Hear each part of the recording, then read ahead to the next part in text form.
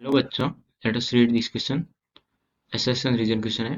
The question says assertion A, microwaves are better carriers of signals than optical waves, and reason कह रहा है microwaves moves faster than optical waves. Options are given. A option, both A and R are true and R is the correct explanation of A. B is saying both A and R are true but R is not the correct explanation of A. C, A is true and but R is false.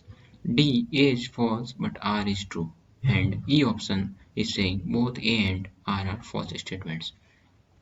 तो की concept लिखते हैं पहले. की concept comparison of microwaves and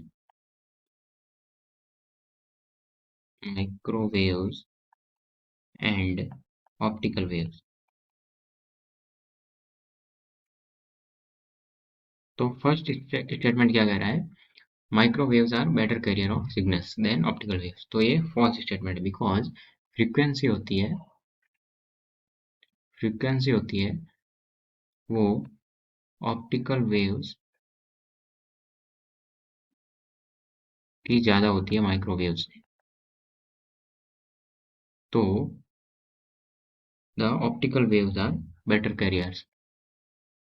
optical waves are better carriers of signals than microwaves. तो यहाँ से हम लिख सकते हैं जो ए है एसर्शन वो है फॉल्स. अब सेकंड कह रहा है कि microwaves moves faster than optical waves. तो इन वैक्यूम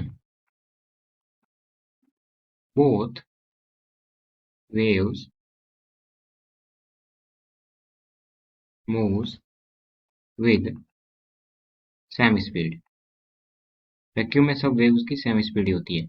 तो बट इन मीडियम, ये भी जान लेते हैं, मीडियम में microwave moves faster. Microwaves moves faster.